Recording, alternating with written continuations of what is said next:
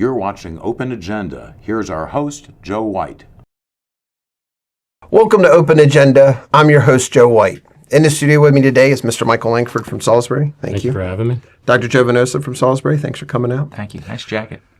So we have a great opportunity today to bring in Dr. Micah Stauffer, the superintendent of Wicomico County Public Schools. Really, obviously want to ask him about what his role is, but with this situation with the county executive really inserting herself with personnel matters a few weeks ago, want to see just what that process is. No opinion about what should be done about the teacher who put out the really distasteful meme over the Charlie Kirk death, but just ask him about due process, because I think we, in America, we all deserve that. But also want to ask him, what challenges does he see the school have? Yeah. And what advantages are they starting to build? I mean, he's had a few years, and is he building some momentum, and how does he feel about it? Yeah. Interested in hearing what he has to say. Yeah. Michael, would you stick around? I'd like to have him on and then have you come back and we'll chat about exactly what he said and see how you feel about it. Absolutely. Love to. So when we come back, we're going to bring on Dr. Micah Stauffer, and we're going to ask him about his role as the superintendent of Wicomico County Public Schools. So stay with us. We'll be right back. Welcome back to Open Agenda. In the studio with us now is Dr. Micah Stauffer from Wicomico County Public Schools. Thanks for coming out. Thank you. Thanks for having me. Dr. Joe, thanks for sticking around. Thank you. So I wanted to get a feel for your role, and there's a lot of folks who know who you are, or at least they think they know what you do, but I want to ask you, what exactly is your role with the Wicomico County Public Schools? Absolutely. So the Wicomico County Board of Education has two employees. One's a clerical assistant, and the other is myself. Okay. In my role as superintendent of schools, I'm responsible for the 2,500 employees that we have. We're the third largest employer in Wicomico County. Okay. We also have 30 schools and programs, 24 schools, and then 6 different programs that we do that would go from our Alternative Choices Academy to Evening High School, our Newcomer Center, and our Early Learning Center as well. And from there, also supervising all of the students. And we have 15,600 students in our school system. So I work a lot with not only the central office staff, but also the leadership in each one of the schools, our administrative teams, our principals, and going from there. As far as the Board of Education, they have purview, obviously, over my employment. They also act on personnel matters as it relates to certificated employees, which would be our teaching staff and our administrators within the school system. They hire and also can terminate employment. I do recommendations on that to the Board of Education. And then also they certainly act on the budget that my staff and I prepare each year. And then we put that budget forward to them for approval as a recommendation each year as well. And along with that, obviously school construction would fall under those purviews as well. Then the Board of Education also acts on policies. So they would, under our recommendation and development, they would approve policies that we then, as in our roles, would go ahead and implement within our school system, either through regulations and procedures or also obviously within our day-to-day operations within the school system. And then finally, the Board of Education acts on curriculum. As far as what is being taught within the schools, we would recommend curriculum. A lot of that flows down also from the state in the form of the expectations that they have for each one of the content areas that we teach as well in the schools. So I see you come in about once a quarter to the Wicomico County Council. You have a work session with them. do. What is the purpose of having that work session with them? So when it comes to budget development, about 20% of our overall budget for the school system comes from the local government. Okay. And we also have the bulk of our funding that comes from the state here in Maryland. Each state's a little bit different, but in Maryland, about 70% or so comes from the state. And then a much smaller percentage comes from the federal government in the form of mostly grants and our title funding, Title IV, Title I, Title II. So when it comes to working with the county government, we work pretty closely with the county executive and the county council because they are, one of our funders for the school system. So we want to make sure that they know exactly the things that we're doing in our school system, what our needs are, how things are going, and where their money is going, because we think that's important to maintain that communication with both of them. Does the county executive or the county council, do they have any say in your personnel matters when it comes to the Board of Education? No, they wouldn't have say in that per se. As far as our personnel matters go, as I said, I would, when it comes to hiring or terminating an employee, I make recommendations if they're certificated. And remember that we have a large group with our facility folks, our food service folks, transportation and other things where they may not be certificated employees. But when it comes to 1,400 teachers, 100 plus administrators, they're all certificated in the state of Maryland to do the jobs and roles that they do within the school system. So I would recommend for their hire or necessarily maybe their termination to the Board of Education. But when it comes to certificated employees as well, because of their bargaining agreements that they have here in the state of Maryland and also obviously through our school system, they have appeal rights, which is pretty specific and outlined in COMAR as exactly what that quasi-judicial system is as it relates to any actions that I may recommend to the board to take for certificated employees. So there still is a due process, whether There's very much so a very prescribed due process that we have to follow as is outlined because it goes through that process. I'm not even in matters that I may recommend to the board until they take action. I may not be able to really discuss many of the personnel matters that are before the board because of the appeal rights, depending on which avenue they take. They may appeal it to the Board of Education, or also certificated employees can appeal it in what we call arbitration. So they have two different avenues that they could go relating to appeals for actions that I may recommend to the board to take on their employment. So it's a very prescribed process and something that certainly is grounded in law and something that we have to protect very carefully because we do not want to mess up any one of those steps within that process. So through that process, a debate through social media, talking about personnel matters, good or bad, is not something that is part of that process at any It's time. certainly not something that is a part of my process that I can do. Obviously, when there's a personnel matter, I have to act almost, as I said, that quasi-judicial process. I have to act as a neutral person, that I'm acting on what is in front of me. What is the evidence? What are the reasons for terminating a certificated employee or suspending a certificated employee within Maryland? And I have to follow what those definitions are for each one of those reasons very carefully. It's not something I can certainly comment on out in the public or anything like that during that process. And yet the irony being the burden would probably tend to fall on you as the symbol of the school system regardless, because at the end of the day, because you have such a big responsibility, the superintendent is, I guess, going to inevitably field a lot of those public either perceptions or inquiries or questions. Oh, absolutely. That's my role. As the superintendent of schools, I lead the school system.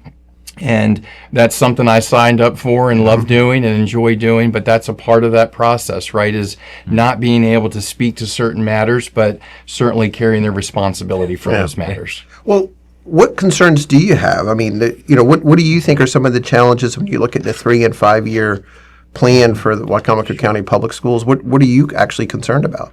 Well, I think obviously we always say it and we do live it each and every day.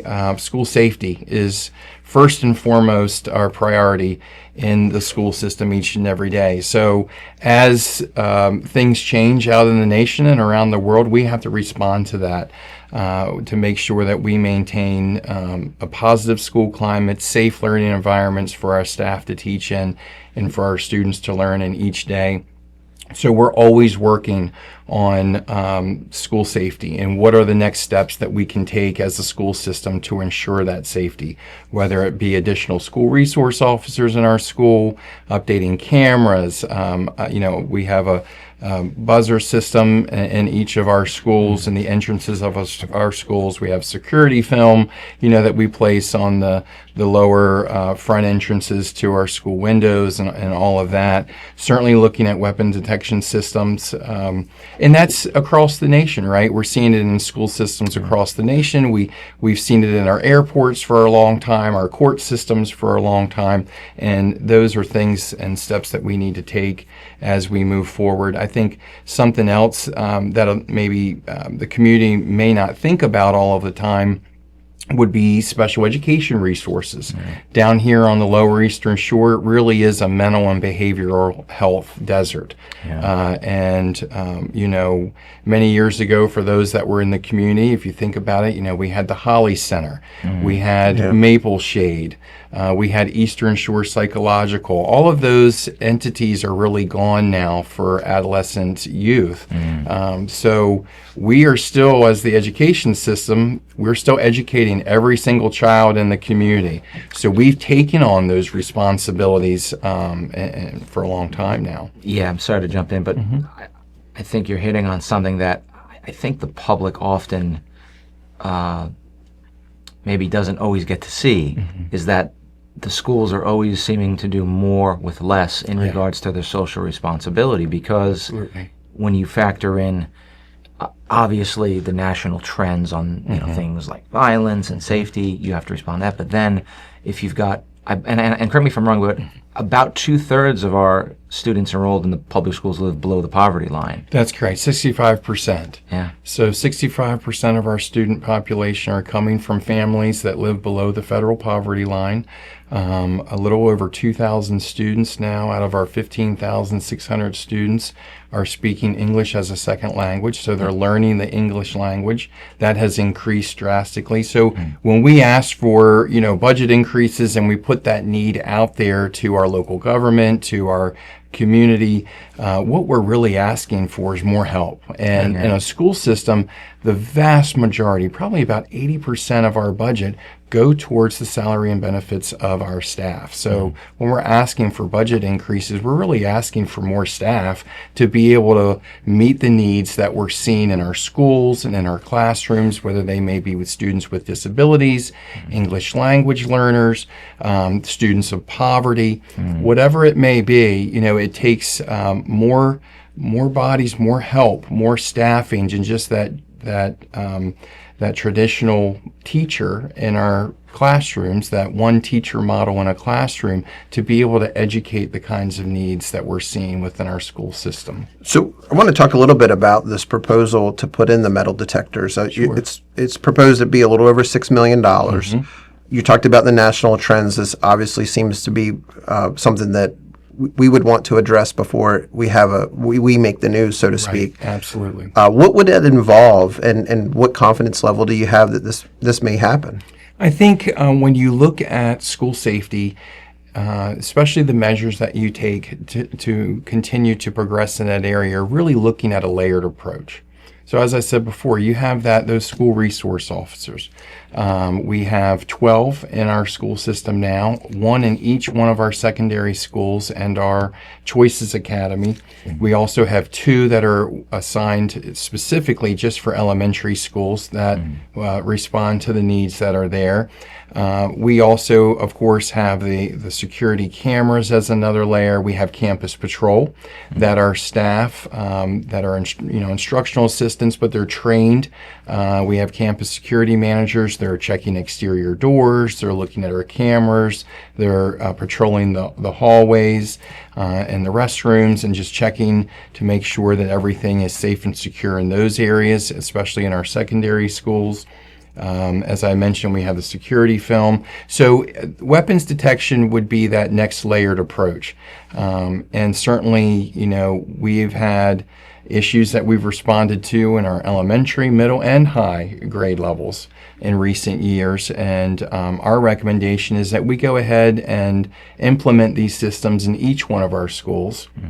To provide that next layer of security. That obviously it's a physical deterrent to make sure that there are no weapons that are being brought into the schools, but also that psychological safety that we know is important for our students and our staff as well. So they know when they get there, they're there to learn, not there to be worried about. That's exactly right.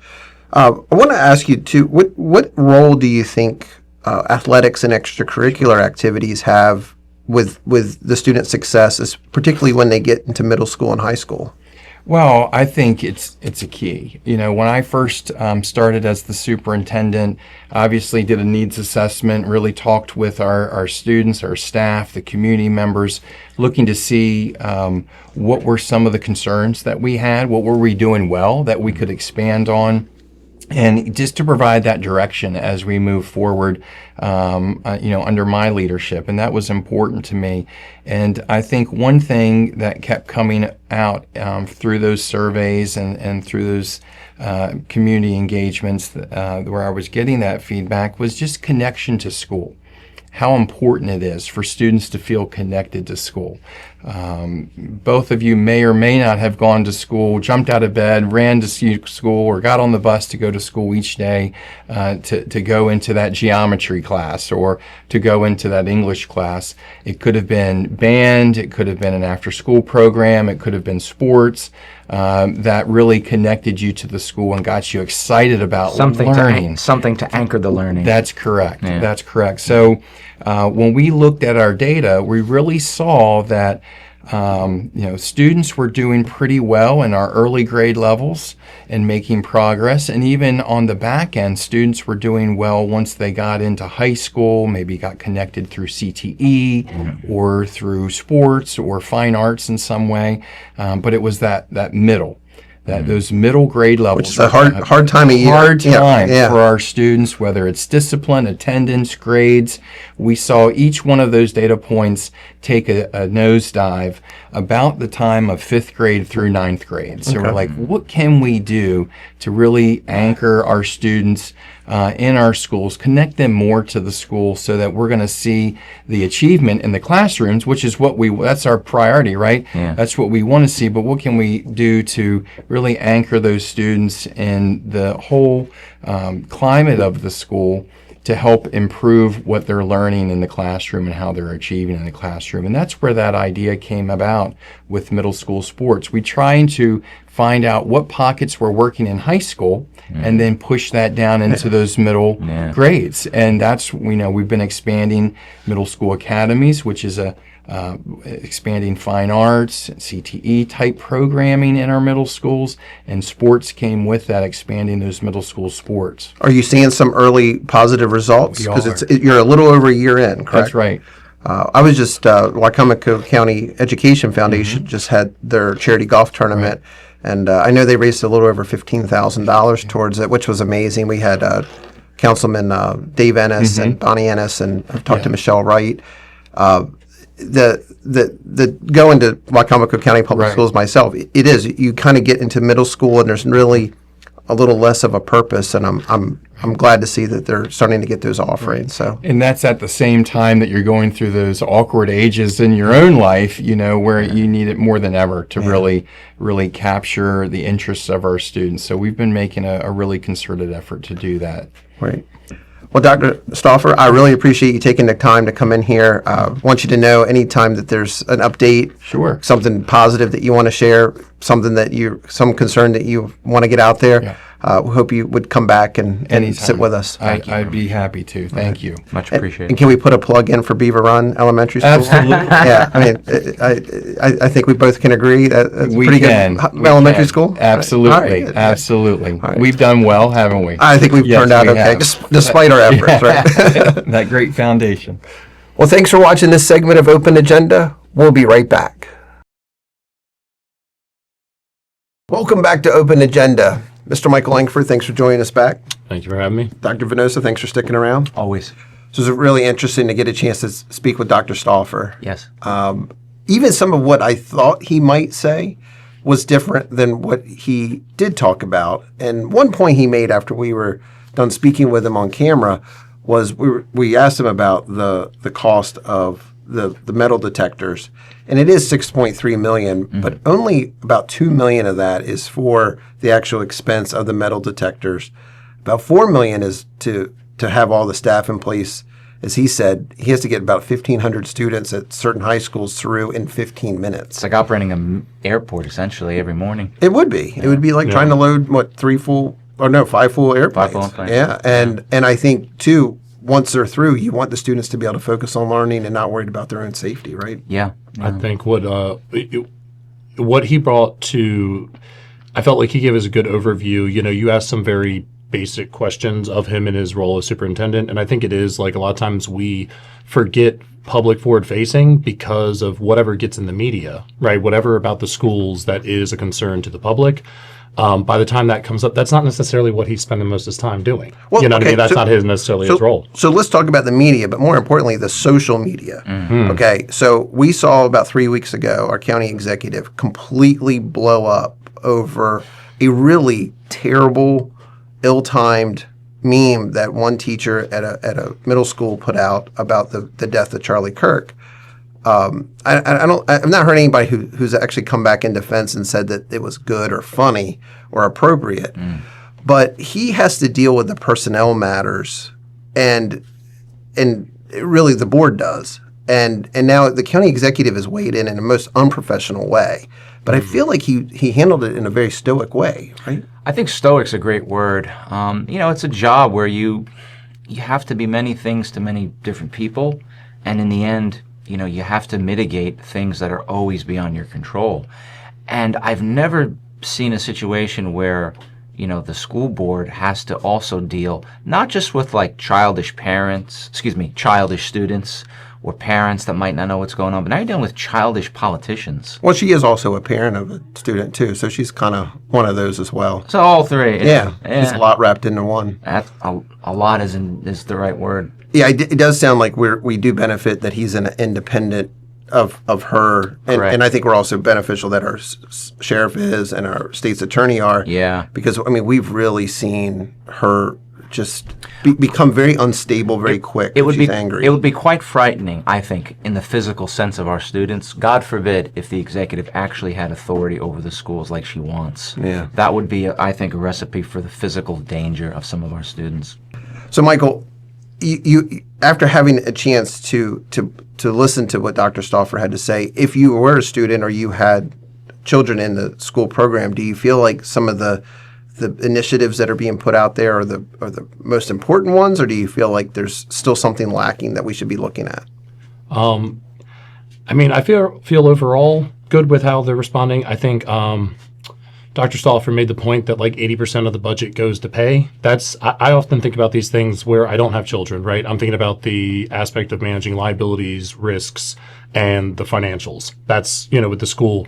I do think I always want to see investment in the schools. I really believe in education, So I always feel, when we talk, the revenue cap is often one of the things I think in the county that is why the school budget there isn't more put forward into the school budget. Yeah. Don't you think that's being used as a scapegoat, though? I think potentially it's like, even if it's a scapegoat, it's like I guess to your point, they still just don't want to fund the schools fully, maybe? Yeah, I'm going to be honest with you. I think that's more the case. Well, that's the thing. I think the irony is that the education issue is a red herring as far as the revenue cap debate, because we are allowed to fund the educational budget irrespective of the revenue cap. We can bust it. We can, for that reason. Correct. And in putting aside the revenue cap debate, I would go back to the fact that I think the council over the last 20 years has been, in my opinion, deeply irresponsible with not investing in public education.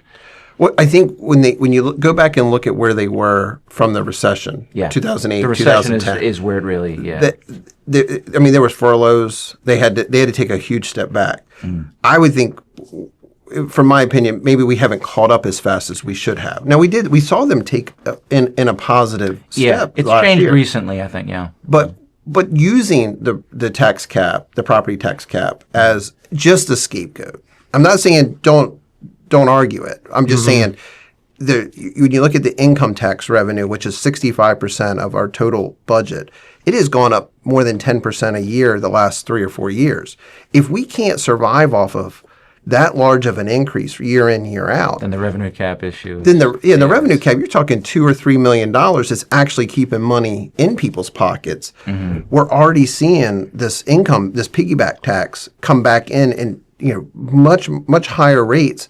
If we're going to try to outspend it, then when we hit the next recession, we're going to be in a whole lot of trouble. And that's when those cuts to education could be even Deeper. more brutal than what they were. I think that's the hard thing that, like, if you're being fair to the representatives, whoever it is, and even if your, principles align or don't align with how they're spending money, it's hard to predict and control, the aspects of markets and how they impact us. So 2008 or like the pandemic. So then a lot of times by the time that we hit a slowdown period, like you said, we can't invest as much money. So then by the time that we're picking up even, and if like we're only given, 2-3% increase, and then we're like, oh, well, we gave 4 or 5%, more than last year. Well, you were already behind. Yeah. And so I think that one of the issues with the schools is it seems like I've seen a number of Dr. Stauffer's presentations now. It seems like when he brings out graphs and shows like data on, what expenditures are, what that is specifically paying for, what is mandated by the state, and then what he's given, and then what payroll costs. As somebody who's worked as an accountant at almost every business, and the only business that I think I've worked for where payroll wasn't the largest expense was an airline, because the cost of that running the planes, the planes are so expensive. But most businesses it is, and it's also the area that for most businesses, it's the thing that makes you sink or swim. It really is where the rubber meets the road. And again, it goes both ways, right? Because as Dr. Stauffer said, you have, I believe, the public school system is the third largest employer in the county. That's what he said. From what he said. And then you factor in, of course, the other end of it as to what are we training or helping these kids get ready for. Yeah. I was glad to see, and I've been proud to be a part of, like, they're raising money for middle school sports, because I have a middle schooler at home. Yeah. And there are days where I think she would rather just not even go to school. Yeah. But if she has a soccer game or a lacrosse game, Yeah. that's a huge motivating factor for her to go Yeah. and give it everything she has, like she's taught on the soccer field or lacrosse field. Well, you bring up a good point that we all kind of come at it with education in a personal way, whether we have a kid or don't. We all went to school.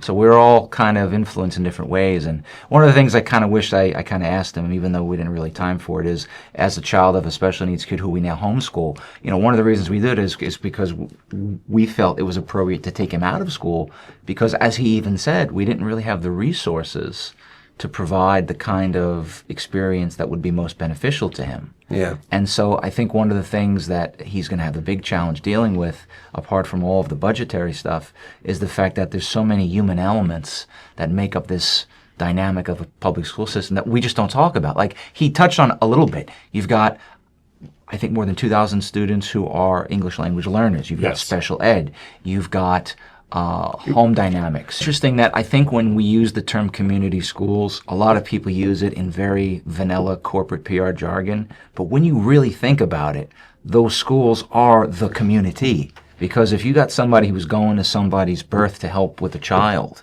or you're going to see them in your neighborhood, or you're going to see them chaperone a dance or work at a sports event or umpire your baseball game,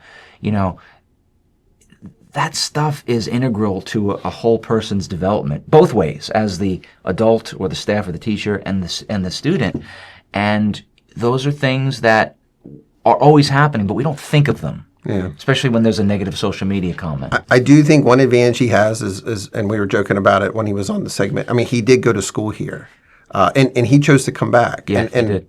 Yeah. I'm somebody who went to school here and had to leave for a little while for career opportunities, but chose to come back. And it's great to have that perspective, but that desire to want to make your own town better. And one of the things we always try, or at least I try to advocate for as a professor at SU, is keeping those teacher ed students, especially the secondary ones that are history majors too, is try to keep them open to the idea of staying here. Yeah. Whether they come here as students initially to stay, or whether they're from here and they want to stay, the importance of keeping good quality teachers and staff in the community is such a need right now. Well, thank you both. Appreciate you taking the time to talk about this. Thanks for watching this episode of Open Agenda. We'll be back later this week with another new episode.